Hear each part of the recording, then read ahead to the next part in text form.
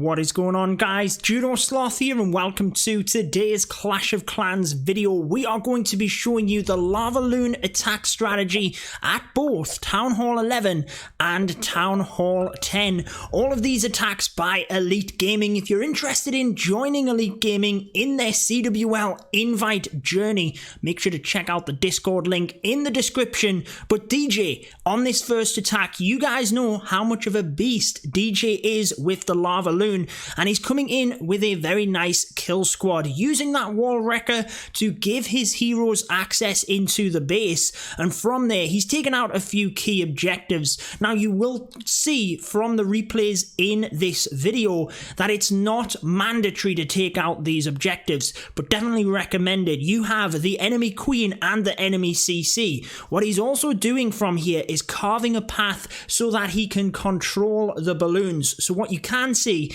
is how the right hand side of the base is taken out. The LavaLoon can then be controlled through the base. That is massive, guys. You need to be able to control the balloon pathing. So in comes the Lava Hounds. You will see the difference at Town Hall 11 and Town Hall 10. The main difference being the Eagle Artillery. It will do a huge amount of damage to your balloons, so you definitely have to try and path onto it. You may also see the Tornado Trap coming in now as well. Let me know what you guys think down in the comments. Definitely going to be difficult for them balloons, but the Eagle is the thing you have to focus on. In terms of offense though, you do have the Grand Warden in order to offset that cost, so you can either use him on ground as part of your kill squad, use that ability, help them get that little bit further, or on air as you've seen on this one, helping to protect all of them balloons, helping them in this case get through the red air mines. And right at the back end you can see the Wizard Tower. When your balloons clump together like this towards the end, you're going to have a plan for any splash damage. That includes the Wizard Towers, and what you can do, this is irrelevant whether you're a Town Hall 10 or 11 player, what you can do is use a balloon on the back end to distract it, or any kind of spell can work. Now I should say, guys, that each of these replays are from Elite Gaming. In our CWL matchup against Buy Forever, definitely wasn't Elite Gaming's day. This one didn't quite come off. GG to Buy Forever for the victory, obviously, and Elite Gaming will be back strong for our next matchup.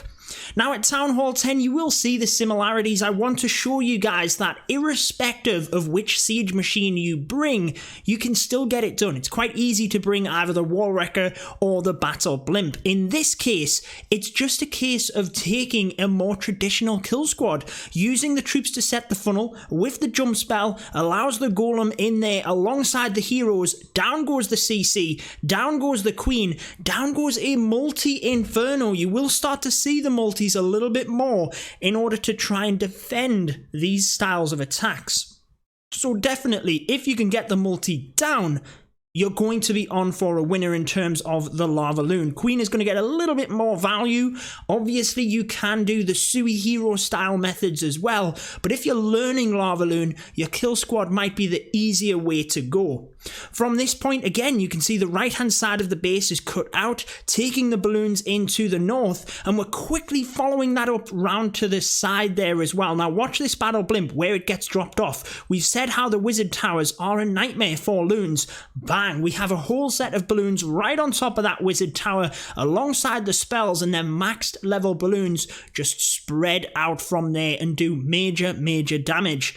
We do get into a little bit of a pickle towards the back end Wizard Tower. Again, your balloons are going to clump up, but what do we have? We have a balloon on the back end in order to distract that, guys, and although it might not be able to take it out in itself, the Wizard Tower is fully distracted. It cannot shoot at that huge pack of balloons. That is clearly what you want to be doing. So two fantastic examples there of planning the pathing of the balloons and just holding onto some balloons as well. You're either going to be able to use them to reinforce an area, to distract a Wizard Tower on the back end as you have seen, or you can also use them for cleanup. That is something else which we're going to discuss, which can definitely ruin the LavaLoon if you don't have enough time to clean up them trash buildings.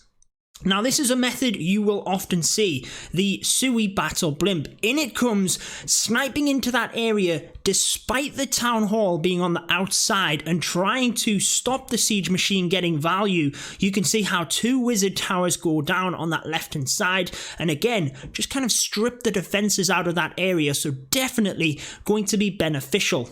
In comes the queen towards the top, and again, what can she reach here? Couple of troops in order to set that funnel. She's going to be able to get that air defense and then move up around the top towards the other air defenses as well. So the ability gets popped and she will continue on her way around the base, and from this point you can see how we can then bring the LavaLoon in. We've got the base kind of stripped off to the north and then down towards the south. That is where they are going to go, but the queen did not go down, so a rage spell and a skelly spell is used in order to take her down. That is massive, guys. Obviously you have your lava pups coming through as well. The balloons can often do damage, but have that skelly spell there and make sure you're waiting until she's kind of static in an area as well. You don't want her to jump a wall, then have your skeletons in the wrong direction.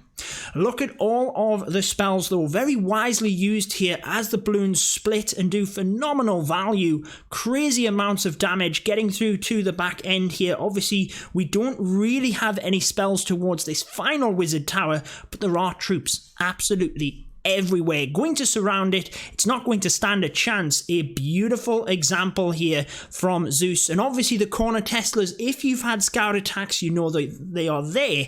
You can drop a single balloon onto the top of them.